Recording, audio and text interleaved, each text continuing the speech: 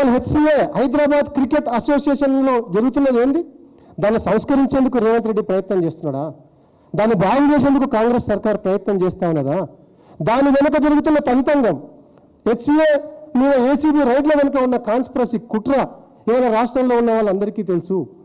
అన్నిట్ల మీద కాసుల కోసం ఎట్లయితే పడతా ఉన్నారో, డబ్బుల కోసం ఎట్లయితే పడతా ఉన్నారో, అడ్డగోలు సంపాదన కోసం ఎట్లయితే రేవంత్ రెడ్డి ముఠా కుట్రలు చేస్తూ ఉన్నదో, దాంట్లో భాగంగానే క్రీడల్లో కూడా కాసుల కోసం, క్రీడల్లో కూడా కాసుల వేట మొదలుపెట్టి ఇవాళ రేవంత్ రెడ్డి ముఠాను, అనుముల ముఠా హైదరాబాద్ క్రికెట్ అసోసియేషన్ హస్తగతం చేసుకోవడానికి జరుపుతున్న తంతంగము, నాటకమే ఇవాళ ఏసీబీ రైట్స్ పేరుతో మనకు కనిపిస్తూ ఉన్నది, నడిపిస్తూ ఉన్నారు. ఎందుకోసం ఇవాళ మీరు హెచ్సిఏలో అవినీతి మీకు గుర్తుకొచ్చింది? ఇవాళ జరుగుతున్నదా హెచ్సిఏలో అవినీతి? ఈ రోజు మొదలైందా హెచ్సిఏలో అవినీతి?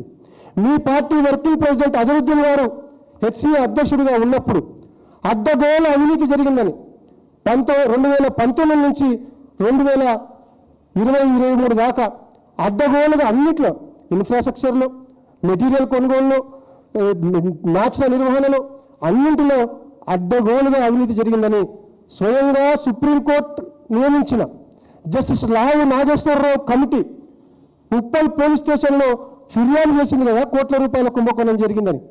మరి అజరుద్దీన్ మీద ఎందుకో చర్యలు తీసుకోలేదు నీ ప్రభుత్వం? అజరుద్దీన్ ఎందుకు అరెస్ట్ చేయలేదు నీ ప్రభుత్వం?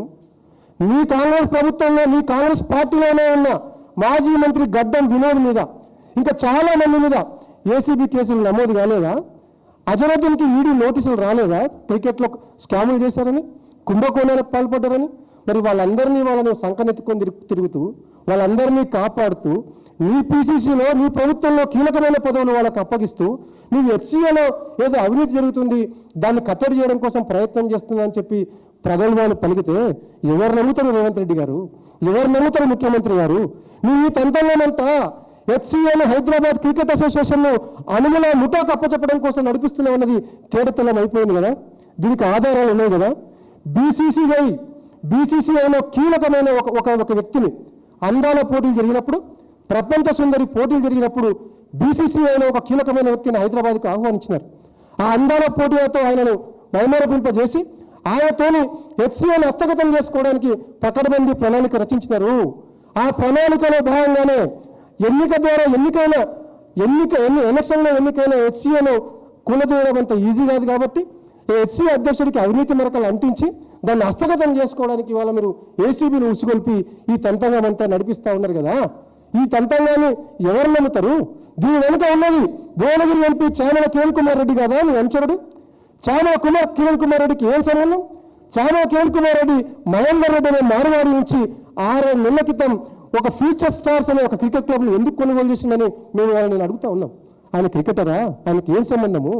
ఆయనకేం ఒకవేళ క్రీడాకారుడు అయినప్పటికీ హఠాత్తుగా ఆయనకు క్రికెట్లోకి ఎంటర్ కావాలనే ఆలోచన ఎందుకు వచ్చిందో వాళ్ళ రేవంత్ రెడ్డి గారు చెప్పాలి. వాళ్ళ దీనికి సమాధానం చెప్పాలి. చామల కిరణ్ కుమార్ రెడ్డి గారు మహేందర్ అనే ఒక మార్వాడి నుంచి ఒక ఫ్యూచర్ స్టార్ అనే క్రికెట్ క్లబ్ను కొనుగోలు చేసుకున్నట్టే ఇంకొక ఆయన శిష్యుడు, ఆయన తమ్ముడు అనిల్ కుమార్ యాదవ్ ఆయన కూడా ఒక క్రికెట్ క్లబ్ను కొనుక్కున్నాడు, విక్టరీ క్రికెట్ క్లబ్ అని. విక్టరీ క్రికెట్ క్లబ్ అని హఠాత్తుగా అనుకొని ఆయన కూడా ఇవాళ క్రికెట్లోకి ఎంటర్ అయినాడు. వీళ్ళిద్దరిని అడ్డం పెట్టుకొని రోజు నీ చుట్టూ తిరిగే నీ జేబులో మనిషి అయిన రోహన్ రెడ్డి హైదరాబాద్ క్రికెట్ అసోసియేషన్ అధ్యక్షుడిగా కావాలని చెప్పి, ఆయన హైదరాబాద్ క్రికెట్ అసోసియేషన్ క్లబ్ అధ్యక్షుడు చేయాలని చెప్పి నువ్వు కంకణం కట్టుకునే కదా ఈ తంతంగం అంతా నడిపిస్తా ఉన్నావు. ఇది ఇలా క్రీడాకారులకు తెలియదా? రాష్ట్రంలో ఉన్న క్రీడాభిమానులకు తెలియదా? రాష్ట్రంలో ఉన్న మేధావులకు తెలియదా ఈ తంతంగం అంతా? ఇది ఎవరికి అర్థం కాదు రేవంత్ రెడ్డి గారు. ఈ సందర్భంగా నేను సూటిగా ప్రశ్నిస్తా ఉన్నా. గడ్డం వివేక్ కొడుకు గడ్డం వంశీ పెద్దపల్లి ఎంపీగా ఎన్నికైన తర్వాత సికింద్రాబాద్ క్లబ్లో ఒక సన్మానం ఏర్పాటు చేసిండు. ఆ సన్మాన సభ సాక్షిగా సన్మాన సభకు అటెండ్ అయిన వాళ్ళందరికీ కూడా గడ్డం వంశీ ఆ రోజే చెప్పిండు కదా, కొద్ది రోజుల్లోనే హెచ్సిఏలో గమ్మత్తు జరగబోతా ఉన్నది, హెచ్సిఏలో మీరు ఒక అద్భుతం చూస్తారని చెప్పి గడ్డం వంశీ ఆ సన్మాన సభ సాక్షిగా చెప్పినాడు కదా. అంటే మీరు అధికారంలోకి వచ్చిన రోజు నుంచి హైదరాబాద్ క్రికెట్ అసోసియేషన్ ఎట్లా హస్తగతం చేసుకోవాలని చెప్పి, ఎట్లా దాంట్లోకి చొరబడాలని చెప్పి, ఎట్లా అక్కడున్న డబ్బుల్ని కొట్టేయాలని చెప్పి మీరు కుట్రపూరితంగా పావులు వెళ్తున్నారు. ఆ పావులకు ఇవాళ క్లైమాక్సే ఇవాళ జరుగుతున్న ఏసీబీ రైడ్స్. నిజంగా క్రికెట్ అసోసియేషన్లో స్కాములు జరిగితే, కుంభకోణాలు జరిగితే, అవినీతి జరిగితే ఖచ్చితంగా చర్యలు తీసుకోవాల్సిందే. ఆ బాధ్యులైన వాళ్ళ మీద శిక్షలు జరపాల్సిందే. కానీ ఎవరు జరపాలో చర్యలు, ఎవరు తీసుకోవాలో చర్యలు? కంపెనీస్ యాక్ట్ ప్రకారమో సొసైటీస్ యాక్ట్ ప్రకారమో రిజిస్టర్ అయిన హైదరాబాద్ క్రికెట్ అసోసియేషన్లో ఏదైనా స్కామ్ జరిగితే అది బీసీసీఐ కంప్లైంట్లు పోతే బీసీసీఐ గుర్తించి హైదరాబాద్ క్రికెట్ అసోసియేషన్ మీద ఏదైనా చర్యలు ఇనిషియేట్ చేస్తే ప్రభుత్వాన్ని కూడా రిక్వెస్ట్ చేసి వాళ్ళని అరెస్ట్ చేయమని చెప్పి బీసీసీఐ కోరితే కదా నువ్వు ఎంటర్ కావాలి, నువ్వు చర్యలు తీసుకోవాలి. నీకేమైనా బీసీసీఐ నుంచి ఫిర్యాదు వచ్చిందా? పోనీ హైదరాబాద్ క్రికెట్ అసోసియేషన్లో సభ్యులు ఎవరైనా నీ ప్రభుత్వానికి ఫిర్యాదు చేసిందా జరిగిన అక్రమాల మీద? సభ్యులు ఫిర్యాదు చేయలేదు, బీసీసీఐ నుంచి కాంప్లైంట్ రాలేదు. అదేవిధంగా నువ్వు జగన్మోహన్ రావు గారి మీద ఆరోపణలు మోపుతా ఉన్నావు. ఏం మోపావు? బాల్స్ కుంభకోణంలో అవినీతి, క్రికెట్ బాల్స్ పంపిణీలో డిస్ట్రిబ్యూషన్లో అవినీతి అని చెప్పావు. కానీ బాల్స్ కొన్నది గేట్ ఎంట్రీలో ఉంటుంది, రికార్డ్స్ ఉంటాయి.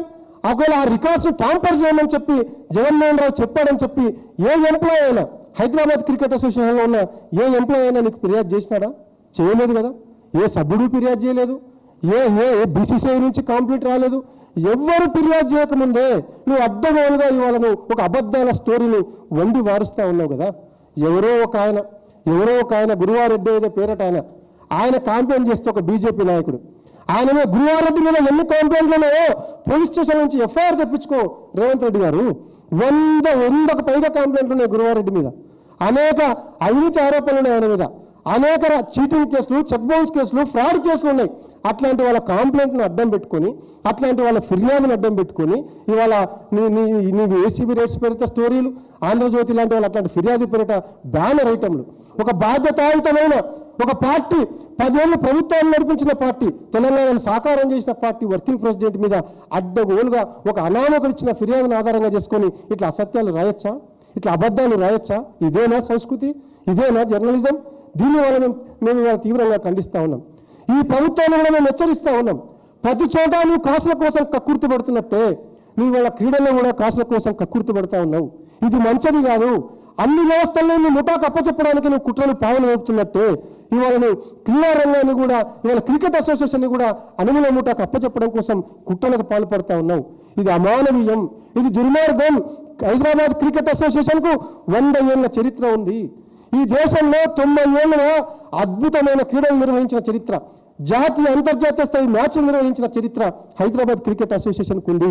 నీ చిల్లర రాజకీయాల కోసం, నీ చిల్లర ఎత్తుల కోసం, నీ చిల్లర కుట్రల కోసం ప్రతిష్టాత్మకమైన హైదరాబాద్ క్రికెట్ అసోసియేషన్ను బలి చేయొద్దు. ఇప్పటికే రాష్ట్ర రిప్యుటేషన్ ఆగం పట్టించినావు, రాష్ట్ర ప్రతిష్టను ఆగం చేసేసినావు. హైదరాబాద్ క్రికెట్ అసోసియేషన్ అంతర్జాతీయ వ్యాప్తంగా ఉన్న హైదరాబాద్ క్రికెట్ అసోసియేషన్ రెప్యుటేషన్ కూడా నాశనం చేయొద్దని చెప్పి ముఖ్యమంత్రి రేవంత్ రెడ్డి గారికి ఈ సందర్భంగా నేను విజ్ఞప్తి చేస్తా ఉన్నా. ఇంత దుర్మార్గం చేసి, ఇంత దుర్మార్గాలకు పాల్పడుతూ నువ్వు సాధించేది ఏంది రేవంత్ రెడ్డి గారు? ఇన్ని కుట్రలు చేస్తూ, ఇన్ని కుతంత్రాలు చేస్తూ నువ్వు సాధించేది ఏంది రేవంత్ రెడ్డి గారు? గొప్పలు చెప్తా ఉన్నావు కదా, రైజింగ్ తెలంగాణ 2050 అంటున్నావు. కానీ నువ్వు క్రషింగ్ తెలంగాణ ఫార్ములా వాడుతూ ఉన్నావు కదా. అన్ని వ్యవస్థల్ని అణిచేసే నమూనాను వాళ్ళ మోడల్ని నువ్వు వాళ్ళ అనుసరిస్తూ ఉన్నావు కదా. దీంట్లో క్రీడలను కూడా బలి తీసుకుంటే ఎట్లా?